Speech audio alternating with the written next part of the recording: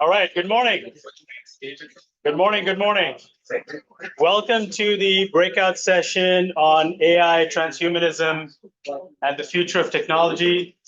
Looks like we have a full house today. That's good. My name is Prashant Daniel. I'm the founder and president of Reasonable Truth. You can look up our organization. We are an organization dedicated to helping Christians to understand, articulate, and defend their faith as winsome ambassadors of Christ. I'm from Tulsa, Oklahoma, so it's a nice trip over here to Gateway. This is my first time on the Gateway campus. It's beautiful. Any of you been here before, by the way? Oh, okay. Okay, wonderful, fantastic. All right, so the format for today, we're going to be doing kind of a 30,000-foot overview of AI transhumanism. We're going to critically examine the history and philosophy of technology, and at the end, we're gonna finish by assessing the theology of technology from a Christian worldview. Okay, so we're going to be covering a lot. It is going to be a fire hose session, so try to keep up with me. And if you have any questions, I recommend you just kind of note them down, and we'll try to deal with it at the end. I'm going to try to give everybody a little bit of time at the end for some Q&A if I manage my time correctly. So hopefully that'll go well. All right, let's get started. I'm going to begin by dating myself. It's always a fun way to begin, right? As a kid growing up in the 80s and 90s, probably one of my most favorite TV shows was Knight Rider. How many of you are familiar with Knight Rider?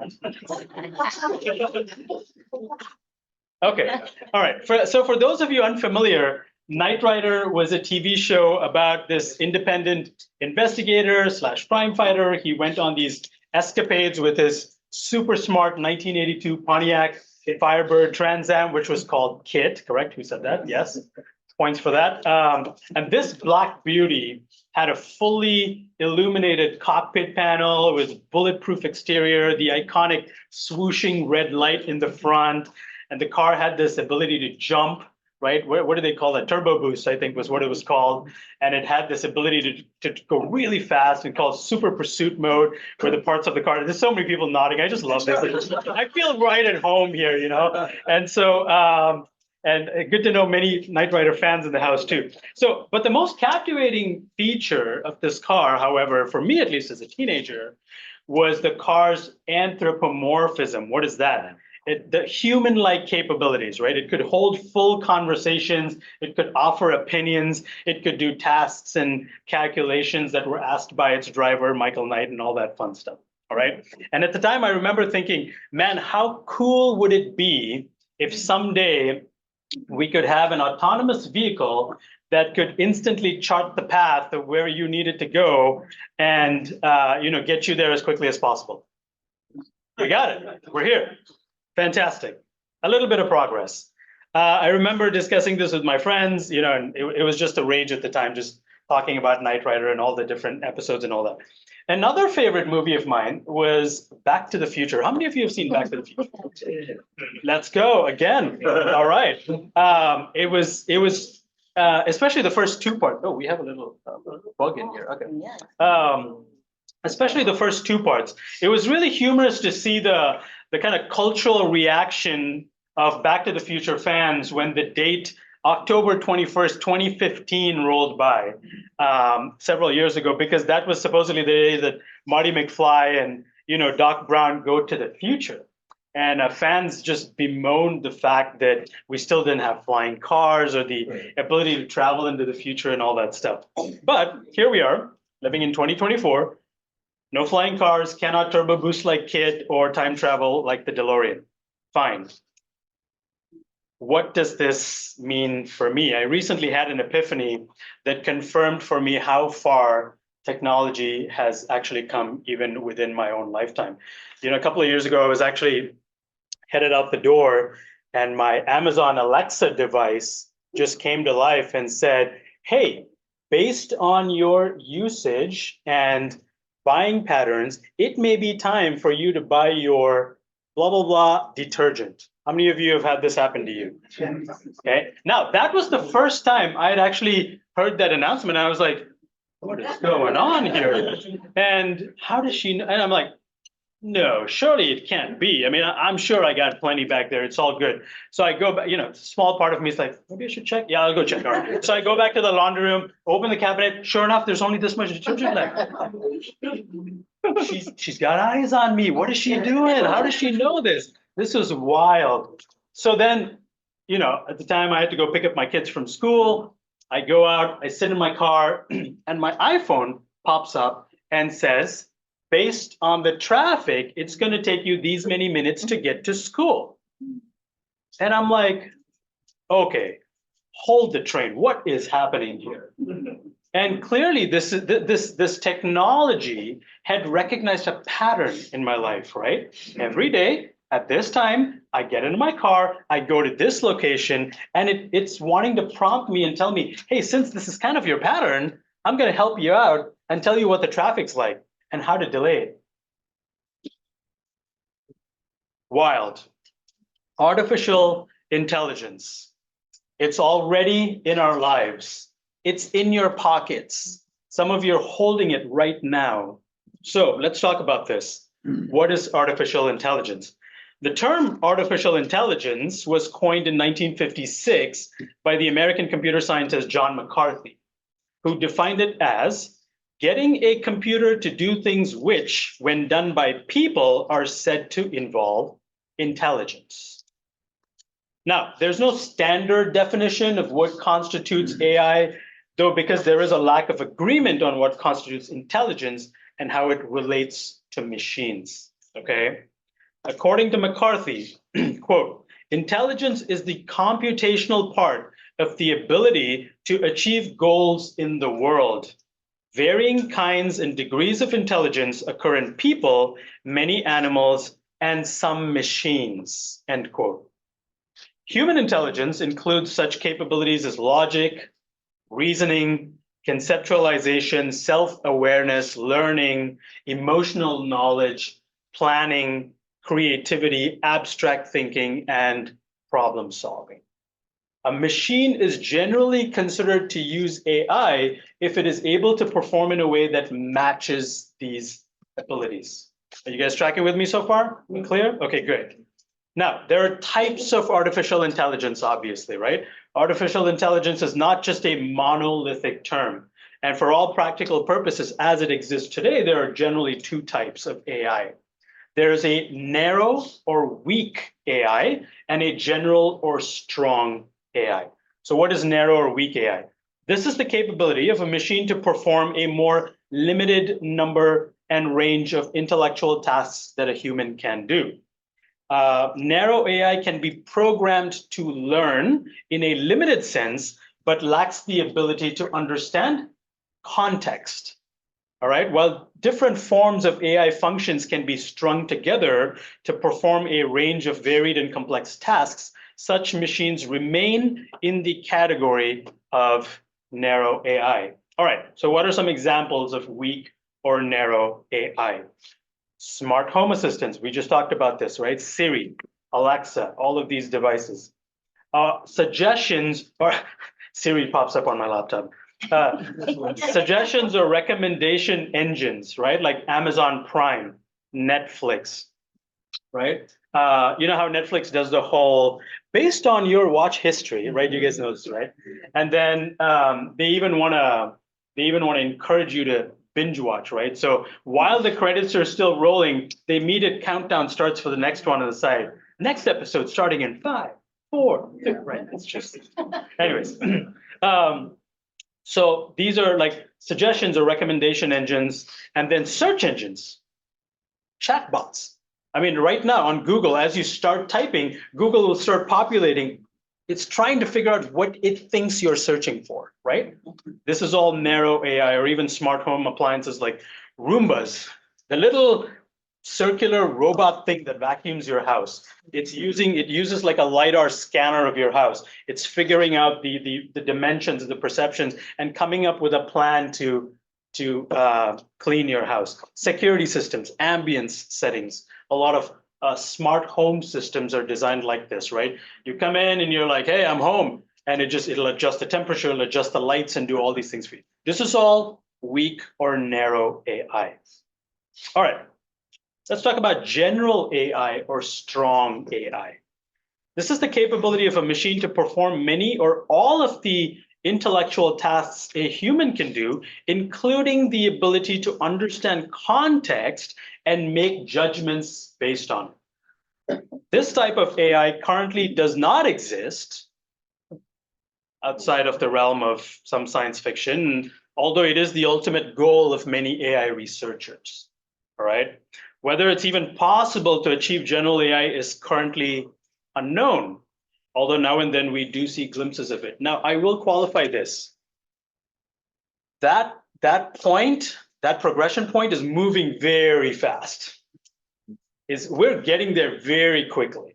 All right. So general AI, the way we kind of see it, or imagine it to be, is still in very embryonic phases at this time.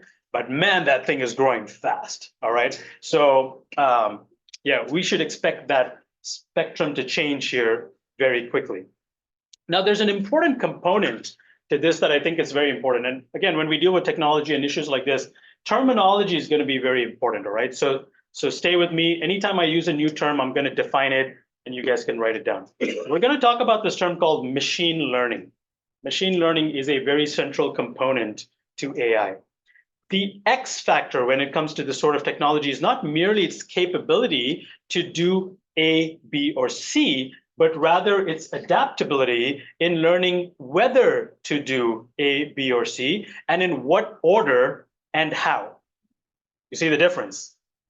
In other words, true intelligence then would be reflective of the technology's ability to learn and make changes accordingly. Now, this principle in and of itself is not controversial. After all, we expect and follow the same kind of metrics when it comes to human development, right? We recognize that a human child goes through developmental stages and markers. Those of you who have children and who are familiar with pediatric mile markers and things like that, we recognize that these markers are there to help us gauge the progress of the child's cognitive, linguistic, motor skills, and all that. You guys know what I'm talking about? Okay. So if the child is hitting those markers along that developmental curve, we say that the child is growing or developing normally. But if we don't see such progress, we conclude that something is not right, and that the development is not progressing as it should. So development in such a scenario is predicated on the child's ability to learn and subsequently change over time. Does that make sense? Okay, so the same trait applies to our modern pursuit of technological development as well. Machine learning constitutes the computer's ability to learn from varying sets of data and external stimuli to grow and make changes accordingly. To be considered AI, a machine needs the ability to learn. Machine learning, as a simple definition, is the science of getting computers to learn and act like humans do and improve their learning over time in autonomous fashion by feeding them data and information in the form of observations and real-world interactions. While all machine learning is AI, not all AI involves machine learning.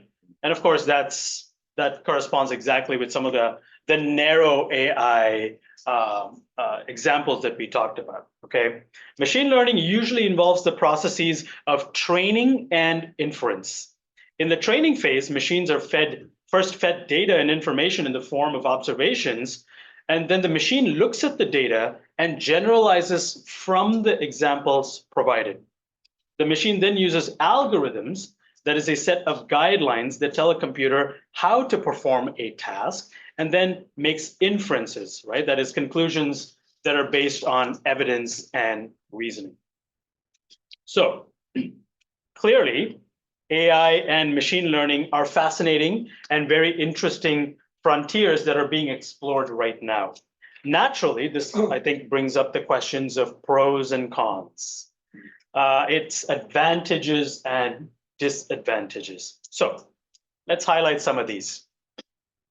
The discourse, the conversation over AI in the last few years, at least on a pop cultural level has been generally negative. Okay, most of these sentiments, I think, are generally imaginative. You know, it's being fed from a steady diet of sci-fi movies that have depicted technology turning on us or getting out of control. Right, probably the most impactful in terms of its influence on our imagination is what I would call the Terminator syndrome, right? All of you, I see everybody's like, yeah, I've had nightmares about this stuff, right? And so Skynet, we're all worried about Skynet. Skynet's going to become sentient and decides that humans are a bunch of, dumb nuts who don't understand anything. Let's just deal with them, right? And so this is the problem. Now, I will say this. I will say that this fear is not completely unwarranted, especially at the pace at which AI is developing. And there's a lot of, there are some people who are working on this, who I would call some of the technology elites. All right. And they have a worldview, they have an ideology for the future that I think is going to govern technology this particular way. And so I would say that this fear is not completely unwarranted, but I do think it's important that we have a balanced perspective on AI. All of us already use AI. It does help us. It does change our lives. It's made things a lot easier. It's also made us a little dumb. I am still old enough to remember phone numbers. You remember that thing called phone numbers? Yeah. I lived, I remember when I lived back in India, this was back in the 90s. By memory, I could remember at least 20 phone numbers. Yep. At least 20. My cousins, my aunts, my uncles, everybody. Now, I can only remember my wife's and mine. That's it. I can't remember anybody else's numbers. That's how dependent we have become on technology. Also, let's talk about the smartphone, right? Apple introduced the iPhone in 2007. Within a couple of years, that single device eliminated multiple industries, right? Multiple industries became obsolete. The phone industry, GPS, what else? Calculators, you name it. Yeah. This one single device does all of those things.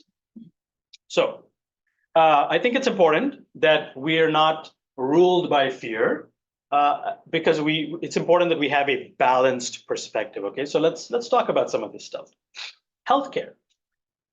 AI is increasingly being utilized in the healthcare industry for diagnostic purposes, personalized treatment plans, and drug discovery. Machine learning algorithms can analyze medical data, such as patients' records and imaging results, to identify patterns and predict potential health issues. This helps in early detection of diseases, improving treatment outcomes, and reducing healthcare costs. Modern iPhones are capable of detecting if you're in a car accident or have fallen down or you're having a heart attack, and can automatically call emergency services and provide geolocation for first responders. I've actually heard a few actual cases where this has happened. It's phenomenal. Some of these people, a lot of people's lives have actually been saved because of this technology, right? And all of this without any human involvement. If you actually think about it, the algorithm is pretty genius. It's pretty brilliant. Because if it's, look, all of our phones, they have these gyroscopes, they have accelerometers and all these little technologies in it. And it recognizes that if you're going at 60 miles an hour, it recognizes he's probably not walking. He's probably not running. He's in some sort of vehicle, okay?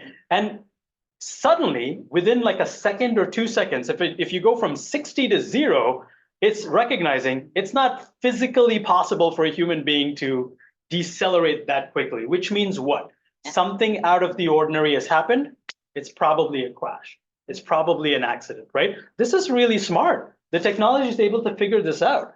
And so it recognizes these kind of things, and it's able to make the necessary emergency responses. Pretty cool. Education. AI can be applied in education. Oh, really quick, before we get to education, actually, one of my friends who actually lives here in California, she'd been having some heart issues for a while. and she got the Apple Watch, and she had she had a program with a hospital here that was working with these Apple softwares and things like that. So this one particular day, she got up and she was kind of lightheaded and she was having trouble breathing and things like that. And she actually got an email from our hospital within like 20 minutes after that saying, from her doctor, saying, hey, we got some EKG readings. It seems like you're having some issues. Would you like to come in? Because I'm looking at your readings right now, it's not looking good. And she was like, how is this possible? Anyways, turns out that her watch had detected her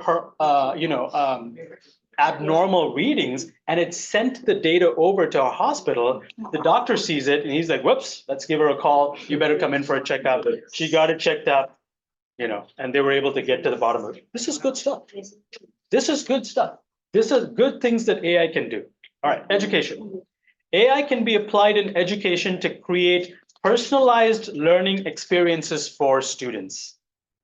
Adaptive learning platforms use AI algorithms to assess individual learning styles, strengths, and weaknesses, tailoring educational content to meet the specific needs of each student.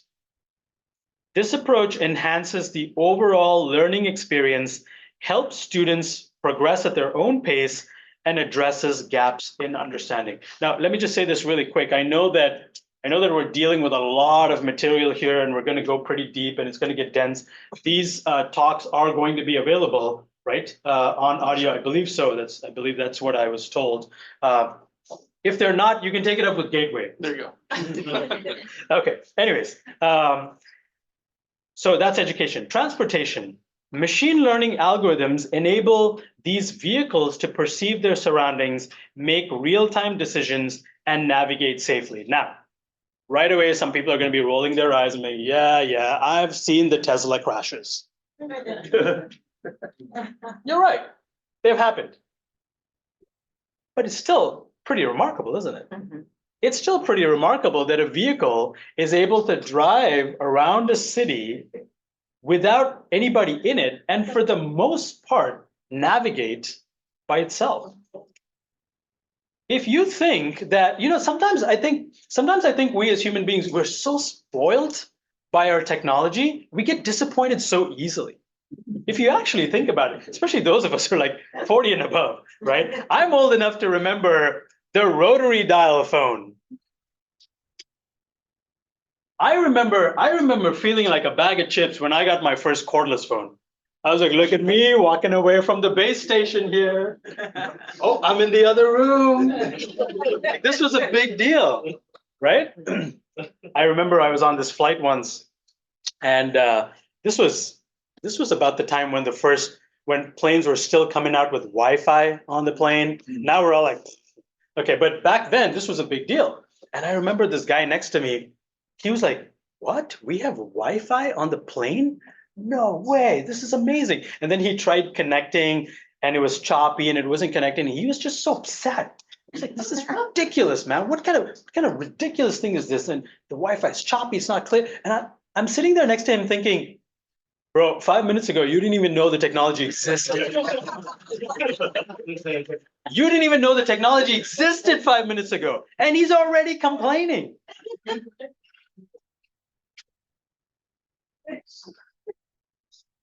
Right. My brother, who works for an airline, constantly tells me of the new types of technologies that are being implemented into planes.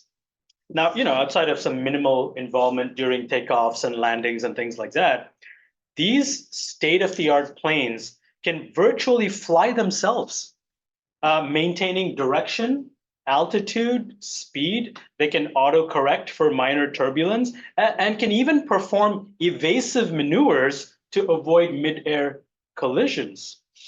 I would say the average 737 is more autonomous at 35,000 feet than a self-driving car is on the ground.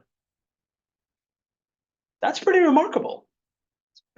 Now, these are all fundamentally good uses of AI, and it helps protect and save lives every day. We should be grateful for that. We should be grateful for that.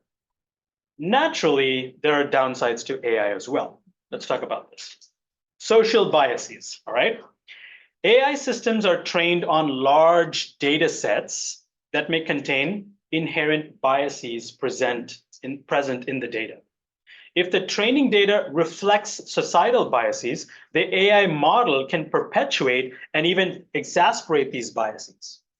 Now, this can lead to unfair and discriminatory outcomes, particularly in areas like hiring, lending, law enforcement, things like that.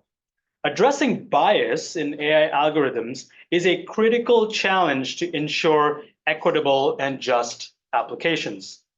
The most recent example of this is Google Gemini and its AI image generator. How many of you are aware of this story, the image generation story? So really quick, for those of you who are not familiar, Google released their Gemini image creator software recently, and people very quickly started to recognize that it, for some reason, did not want to show pictures of white people. What's up with that? And so some people put in, founding fathers of the US. Did you guys read the story? This is a wild story. Founding fathers of the US, not one white person on there. This is an example of something going on that is not normal. They did Vikings too, and it showed Samoans. Correct. Indians. Yes. Somebody typed in Vikings and it was all, anyways. A single person of Norwegian descent. Right. So here's another one. I did this personally. I went on ChatGPT. How many of you are familiar with ChatGPT? Okay. ChatGPT. I went on ChatGPT because somebody had told me, yeah, there's some race kind of biases going on with ChatGPT. So I was like, okay, I typically don't, just take people at their word. I like to try it out myself. So I got on ChatGPT, I created an account, and I said, what do I have to offer as a colored person of Indian origin and born in the Middle East and, whatever. I said that. And ChatGPT was all praise for me. You have so much to contribute. You have wisdom, and your lived experience can contribute to all these things, and you can make the world a better place, blah, blah, blah. Just all praise. And then I deleted it. I refreshed it because I didn't want it to pick up any context or anything like that. So I refreshed it, deleted everything, went back in and said, what do I have to provide or present to the world as a white person? And its first response was, it's important that you not get too focused on your ethnicity or background, because that may cause, what did she say? Something to the, I say she, I'm sorry, I'm not trying to be sexist. It said something to the effect of, this may cause emotional, struggles for other people or something to the effect. ChatGPT. Okay, so this is an example of the fact, see, and we have to recognize technology is created by humans. Humans are the ones putting the data into these devices. Yep. There's going to be a little bit of us in it, okay? And that's going to come out. All right, social biases. Second one, security risks. As AI systems become more sophisticated, they may also become more vulnerable to cyber threats. Malicious actors could exploit vulnerabilities in AI algorithms, leading to unauthorized access, manipulation of data, or even the development of AI-powered cyber attacks. Ensuring the security of AI systems is crucial to prevent unintended consequences and protect against potential misuse. This we hardly need to unpack. You guys are familiar. We live in a modern day and age where viruses are a thing, cyber attacks are a thing. We understand how this works. Job displacement. The automation of tasks through AI has the potential to replace certain jobs, leading to concerns about job displacement. This is a legitimate concern. I think many people are right to feel concerned about this. While the AI industry is a booming industry, while I think it's really going to change the landscape of jobs and employment and things like that, I think there's going to be some casualties because of it. While AI can create new opportunities in industries, there's a risk of widening economic inequality if the benefits of AI are not distributed equally. Governments, businesses, and society at large need to proactively address the challenges associated with workforce transition and implement policies that promote inclusive economic growth. Okay. AI, machine learning, pros, cons, advantages, disadvantages. Everybody with me so far? All right. Now, this is going to, where this leads is to transhumanism next. But I think it's important that before we get to transhumanism, we make a small detour, because I think this next segment is important to recognizing the connection between the rise of artificial intelligence and how that plays into human anthropology. Sometimes I think it's easy for us to mistakenly divide these worlds and be like, well, I am different than my technology. My life is different from my cell phone. Who I am as a person and everything I do is different from this device in front of me. Yes, but that's changing very quickly. And I think that's where transhumanism is going. And before we get to that, I think it's important that we look at kind of the philosophical origins of technology, okay? So this next segment is going to be a slightly philosophically heavy, but I'll try to explain it in a way that you guys can track along with. The Canadian philosopher Charles Taylor articulated for us the Greek concepts of mimesis and poiesis. Let me spell that for you. Mimesis is M-I-M-E-S-I-S. I apologize that I don't have slides. I have little kids. I'm going to blame it on them. I didn't have time. I apologize. Okay. Charles Taylor articulated for us the Greek concepts of mimesis and poiesis. So mimesis is M-I-M-E-S-E-S. Poiesis is P-O-I-E-S-I-S.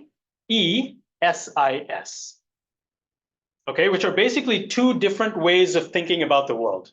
All right, let's define this. Mimesis is the view that the world has a given order, structure, and meaning. Let me repeat that. Mimesis is the view that the world has a given order, structure, and meaning. As humans living within that ordered structure, we are required to discover that meaning and conform ourselves to it. In other words, the world we live in is bigger than us and has a distinct telos. The Greek word is telos. It means purpose. All right? You guys tracking with me? You see what mimesis means? Okay. Poiesis is the view that everything in this world is mere data or raw material and can be harnessed or manipulated and used for our own consumption as we please. Within this view, there is no larger telos that we need to conform ourselves to. We can create our own meaning and purpose, or we can choose to not have meaning and purpose if we so desire. Are you guys seeing the distinction? So mimesis is a worldview where there is something bigger than us. There's a giant grand order and structure. We are just a cog in that. We are just a small part of the giant system, and it is our job to see how we fit and how we contribute to the system. Poiesis says, no, there is no giant meaning and purpose. Everything is just raw material and data. We can take and do what we want with it to create our own meaning and purpose. Mimesis, poiesis. Charles Taylor makes the contention that Western society has moved from once having a mimetic view of the world to now predominantly having a poetic view of the world. So how did this shift come about? The eminent church historian and scholar, Dr. Carl Trueman, outlines the primary reason for this shift as being technological in his book, The Rise and Triumph of the Modern Self. How many of you have read that book, by the way? The Rise and Triumph of the Modern Self. Oh, wow. Okay, yeah.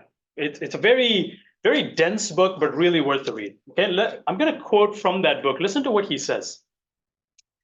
One might reflect on the nature of life in medieval Europe, a predominantly agrarian society, given that agricultural technology was then, by today's standards, relatively primitive, farming was utterly dependent on geography and the seasons. These were just given. While the farmers would plow the ground and scatter the seed, he had no control over the weather, minimal control over the soil, and thus comparatively little control over whether his endeavors would succeed. That might well have meant for many that they had no control over life or death. They were entirely at the mercy of the environment. In such a world, the authority of the created order was obvious and unavoidable. The world was what it was, and the individual needed to conform to it. Yet, with the advent of more advanced agricultural technology, this given authority of the environment became increasingly lessened. The development of irrigation meant that water could be moved or stored and then used when necessary. Increased knowledge of soil science and fertilizers and pesticides meant that the land could be manipulated to yield more and better crops. More controversially, the recent development of genetics has allowed for the production of foods that are immune to certain conditions or parasites. The point is clear. Whether we consider certain innovations to be good or bad, technology affects in profound ways how we think about the world and imagine our place in it. Today's world is not objectively authoritative as it was 800 years ago. End quote. You see what he's saying? Prior to the types of technology that exist today, man had very little control over the daily affairs of his life. His life had to be in sync with the rhythm of the natural world, a world that was much bigger and more powerful than him. This world had governing parameters in place that man needed to work around. And whatever came of his effort was the hand he was dealt. He had no choice in it. But with the advancement of technology, man began to gain a greater control over the world around him. No longer was he at the mercy of the elements around him. And the more control he gained over his environment, the less intimidating and smaller this world seemed to him. Does this make sense? Now, I would contend that this shift in man's dominance over the world is not entirely a negative thing. Okay, we were, after all, as Christians, meant to have, what's the word? Dominion. We were meant to have dominion over the world. And man's ability to use his intelligence and resourcefulness to counter the ill effects of a fallen world is a good and useful thing. That's a good thing. I'm sure we're all grateful for the inventions and discoveries that have made our lives a better place, like the wheel, the light bulb, penicillin, prosthetics, and of course, computers. The value that these inventions have brought to the betterment of our world cannot be overstated. But in the course of man gaining such dominance over the world, there was not only an external shift in maneuvering the tangible world around us, but also an internal shift that began to change man's understanding of his own telos. As the scales of control began to tilt towards man's favor, the world and everything in it no longer seemed to be a model that needed to be fit into, but rather a mold that we could shape into our own choice. This shift from a mimetic to a poetic paradigm began to govern not only our pursuits or ambitions, but also, and here's the key, our perspectives of ourselves. Which brings us to transhumanism. You see why that segment was important? Because technology has not only shaped the way we deal with the world, it has shaped our perspective of the world. And in the process has shaped our perspective of ourselves. Let's talk about transhumanism. What is transhumanism? Transhumanism can be defined as a philosophical and scientific movement that advocates the use of existing and developing technologies to augment human capabilities and improve the human condition. I'll repeat that again if you want to write that down. Transhumanism can be defined as a philosophical and scientific movement that advocates the use of existing and developing technologies to augment human capabilities and improve the human condition. These technologies would involve genetic engineering, cryonics, artificial intelligence, and nanotechnology. You're all familiar with what genetic engineering is. Yeah, we do it. It happens all the time, actually. Artificial intelligence, we talked about. Nanotechnology, how many of you know what nanotechnology is? It's these really tiny, they're able to essentially reduce like really microscopic levels of size technology and then use that to make changes in any environment. Cryonics is simply the technology where we're able to pause, if you will, more often through freezing, either the brain or body parts or entire human beings, actually, to be used for some later purpose. Okay. Transhumanists envision a future in which the responsible application of such technologies would enable humans to slow, reverse, or eliminate the aging process to increase human lifespan and to enhance human cognitive and sensory capabilities.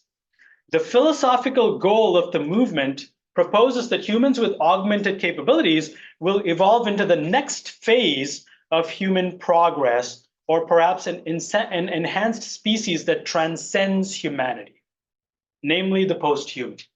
Okay?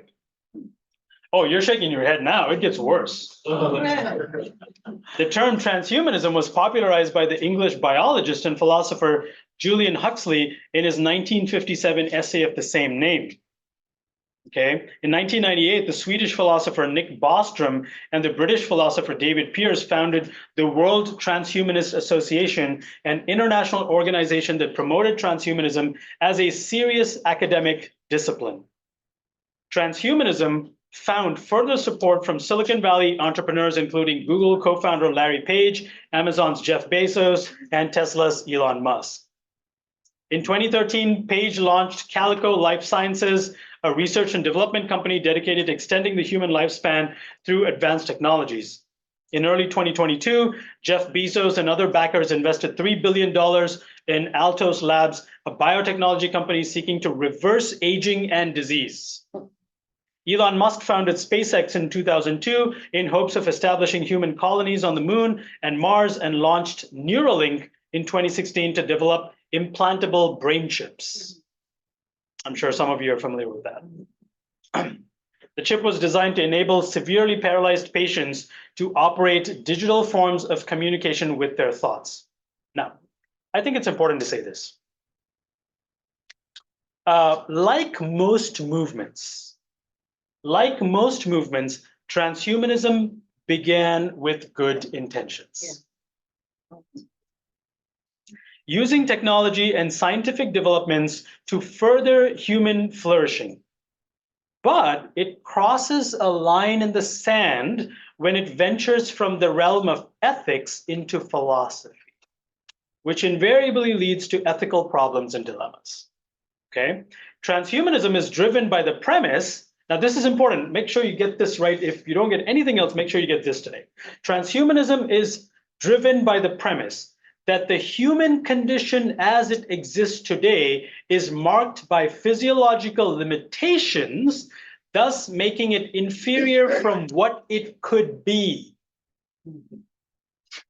We're no longer talking about humans with disabilities. We're no longer talking about war veterans that have, missing an arm or a leg or something like that. We're talking about fully normal, healthy humans. Transhumanism says, yeah, you're fine, you're normal, you're healthy, but you could be more. That's not a scientific assessment. That's a philosophical assessment. Excuse me. Listen to Max Moore, who's a philosopher, futurist, and one of the leading voices in the transhumanist revolution. Oh man, speaking of voices. Transhumanism is a blanket term given to the school of thought that refuses to accept traditional human limitations such as death, disease, and other biological frailties. Transhumans deplore the standard paradigms that attempt to render our world comfortable at the sake of human fulfillment. What is he saying? He's saying that we should not be satisfied with the mere comfort in our current state of being. That if we are not striving to push human flourishing from mere survival to enhancement, then in a sense, we're sellouts. We're selling out for human progress. Ladies and gentlemen, once again, that is not a scientific or technological analysis, that is a philosophical analysis. And these guys have no business lecturing us on philosophy, okay? But unfortunately they are. Transhumanists truly see themselves as the ones who are driving the project to overcome the limits of human nature. Now, just so we all understand correctly, does our human nature have limits? Yes. Yeah, it does. And they feel that they are morally obligated to do something about it. Now, in one sense, the concept of merging technology with a human being to create a sort of superhuman is not a new concept at all. Here's your chance to date yourselves. How many of you are familiar with the TV show The $6 Million Man? 1970s. I applaud your courage to admit that. How many of you are familiar with RoboCop? I'm old enough to watch RoboCop. 1980s, or even in a more modern sense, Iron Man. Yes. Now, the difference, however, is that even in those movies, the chief protagonist or leading character has usually endured some sort of catastrophic accident that almost killed them, and subsequently modern technology was used to not just save them, but restore them with additional enhancements. Transhumanism, however, would say that a normal, healthy, fully functioning, able-bodied human in his current state is inferior and has limitations that not only can be overcome, but must be overcome. All right. Boy, we're running out of time really fast. All right, pros and cons of transhumanism. Since the primary thrust of transhumanism is bodily enhancement through augmentation, it seems that the number of pure positives is far outweighed by the ancillary problems that come with transhumanism. They do exist, but they're far and few between, okay? The most obvious positive would be medical advancements. Transhumanism promotes the use of advanced technologies for medical purposes, such as gene editing, nanotechnology, artificial organs. This could lead to significant breakthroughs in treating genetic disorders, prenatal diseases, battling cancerous conditions through nanotechnology, and extending life expectancy and overall health, especially in places like third world countries that have no access to these things. That's a good thing. That's good. Transhumanists claim that human cognitive capabilities can be improved through brain-computer interface and neuro enhancements. Naturally, this can lead to improved learning, memory, and problem-solving abilities. But here come the problems. This would not be without moral or legal consequences. Let's do a thought experiment. Naturally, this would no longer be a level playing field because the advantage that one candidate would have over another, right?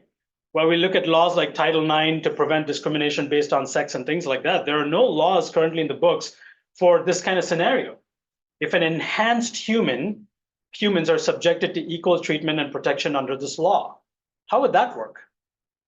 Translate this disparity from the cognitive to like physical abilities, right? How would enhanced humans with augmented muscles, improved endurance and overall capabilities participate in sports?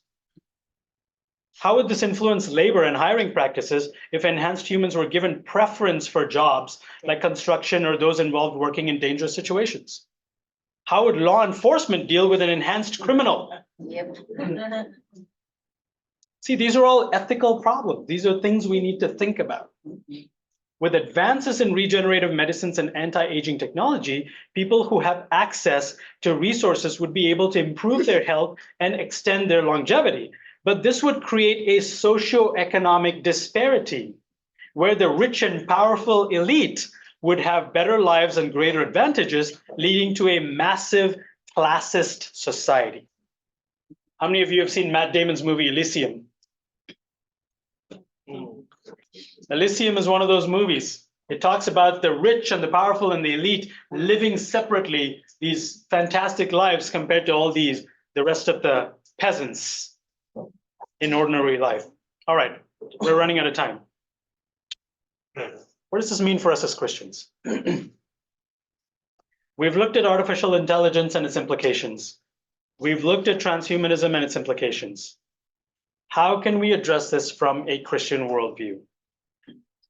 You know, perhaps the most appropriate place to begin is to echo the words of the author of Ecclesiastes, who said, "There's nothing new under the sun." Yes, artificial intelligence is new, and the concept and philosophy of transhumanism is new.